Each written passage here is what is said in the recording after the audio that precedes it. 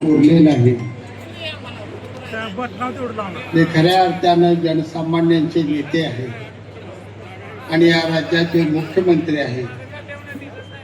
आदरणीय आपले सर्वांचे लाडके नेते एकनाथजी शिंदे साहेब, माझा जिव्हाळ्याचा एक मित्र,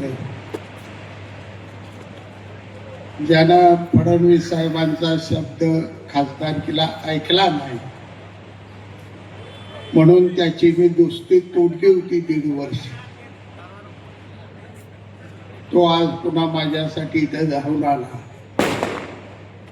ते आमदार उत्तमराव जानकर, आपल्या सर्वांचे लाडके नेते आदरणीय आनंदाभाऊ माने, व्यासपीठावरील सर्व नेते मंडळी,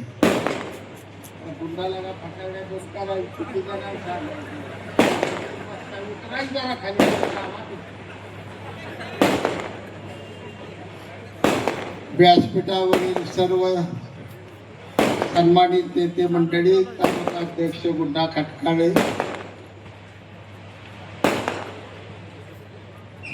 दादासाहेब वाघमोडे, सागर पाटील, दिग्विजय पाटील, सर्व इतर नेते. आज मित्रांनो, ही लढाई खऱ्या अर्थानं आहे ती सांगोला नगरपालिकेची निवडणूक. ही लढाई आहे, ही फटाकड्या भाषा,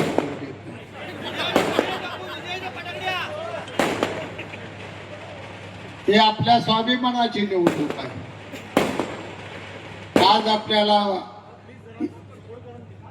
गुलाम बनवलं,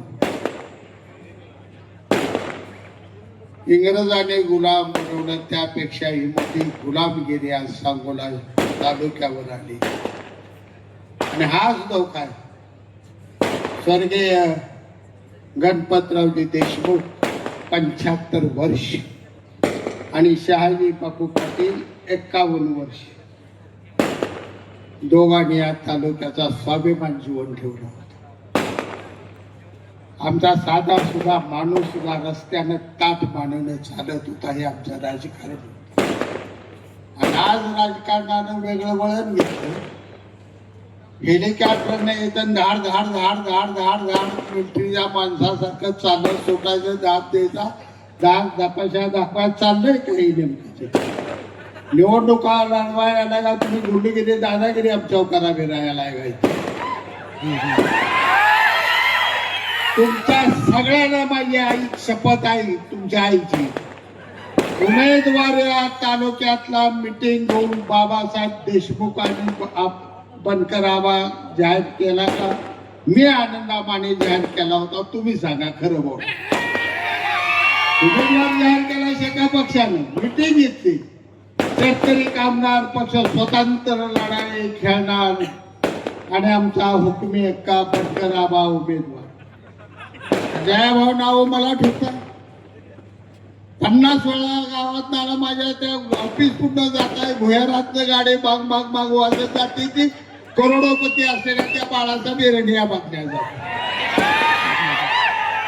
आमच्या गरीबाच्या घरी त्या ऑफिस मध्ये पोराच्या तर मिळाला सातू बाळा सारखं मग चौदार जेवण करायचं तिकडे जा पळत. ही लढाई मी जास्त बोलत नाही. या शहरासाठी माझ्या हट्टापोटी साहेबांनी 200 कोटी रुपये दिले. त्या 200 कोटी रुपयाची जर तुम्हाला काय दया माया दाखवायची असेल, काय हे आपल्याला साहेबांनी दिलेलं त्याचं काय फेडायचं असं धनुष्यबाण हेच मला झटका नाही देऊ. दीपक आबा, साविन पटेल, आईचं बापाचं नाव घेऊन 50 वर्ष गुलाबजामुन बासुंदीत खाताना इथपर्यंत आता जरा वाळलं, जरा भेटायला लागलं का सावलीला जाण्यासाठी सगळा स्वाभिमान घाण ठेवून आजारी सलाईन लावून सुद्धा गडी पळव सुटतात बाळासाहेब रेड्या बांधल्यावर. काय आमदार, काय दीपक आबा, दुसऱ्या बाजूला ज्यांना निवडून दिलं जयकुमार गोरे, मला माहित होतं तुम्ही आता बिता उघडे पडलं म्हणाल, इतका बारका शाही बापू नाही.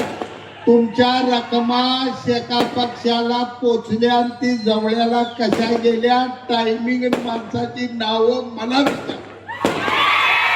मी का पोचलो होतो निवडणुकीआधी मला माहित होतं भाजपनं माझं कपाट बोललेलं आहे, पण मी शांत राहून काय बोललो नाही, टीका केली नाही. पराभवानंतर सुद्धा फडणवीस साहेबांवरून सांगतो मी भाजपवर आरोप केला नाही, पण भाजपने तर मदत शेका पक्षाला केली, मित्र तालुक्याला माहित होतं, तरी आम्ही सहन केलं, कारण मित्र पक्ष आपला. आणि आज जुळवायचं सोडून तोडायचं करताय तुम्ही. कशासाठी तोडलं, काय माझा दुभाव होता? प्रशांत परेकरची आमदारकी करायसाठी रात्रंदिवस भावा दोघं 3 महिने झोपलो नाही आम्ही. रणजित निंबाळकर निवडून आला पाहिजे म्हणून या उत्तम जानकरचं पाय धरलं मी. नवरा बायकोचं पाय धरली, पाय दोस्ता पोरगा म्हणून एवढ्या वेळ ऐकून आयुष्यात काय ऐकू नको. 1,00,000 मताचं माळशिरस मधनं निंबाळकरला लीड घालवलं.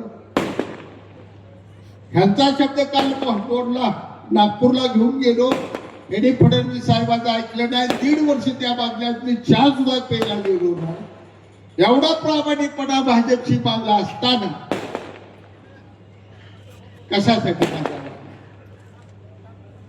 मला निवडणुकी भीती नाही, लढला नाही. रक्त भोसले गणाड्याच्या माजी प्रभू लढला, तानाजी मालुसरे लढला, माजी कांकर लढला, गावठीच्या दिल्लीत माझ्या छत्रपती संभाजी महाराजांच्या शेताचं तुकडं तुकडं झालं, तरी त्यानं सुद्धा सांगितलं की माझ्या हातातल्या साकड्या सुद्धा तुझ्या हाती घोड्यापेक्षा अपघात देखण्या दिसत्या त्या.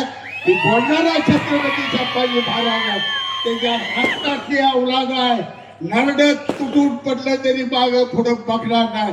तो स्वाभिमान मेलो तर ध्यान ठेवणार नाही.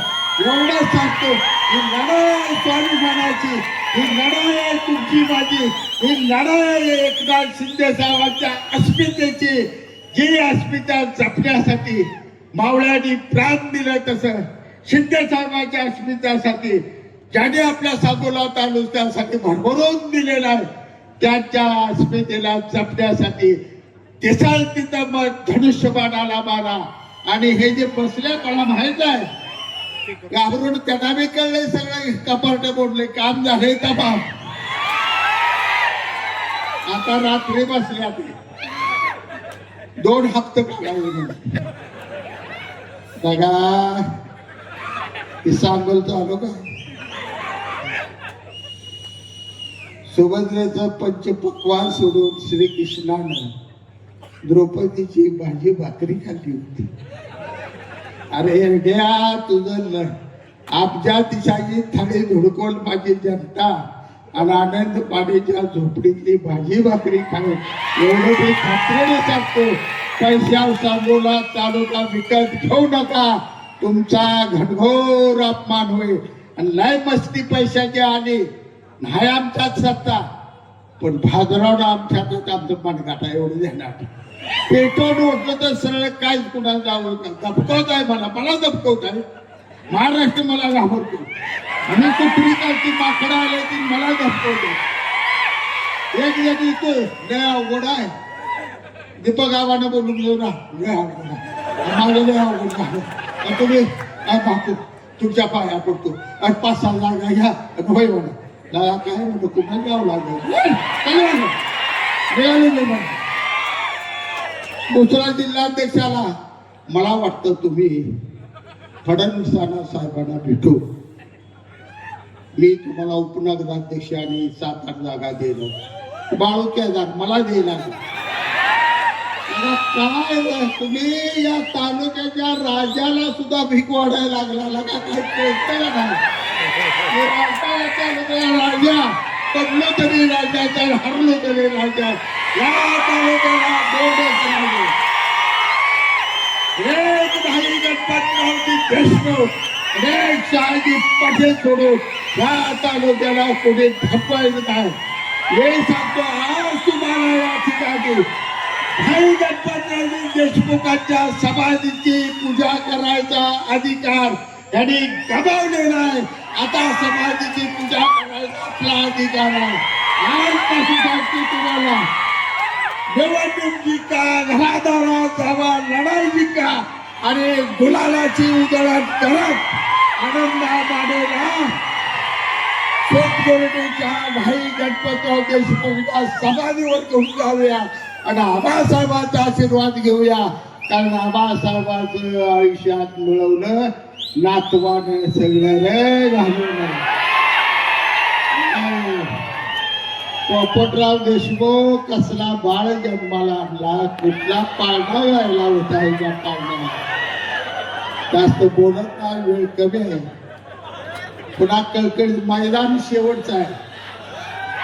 शेवटची सभा ही खरं मैदान.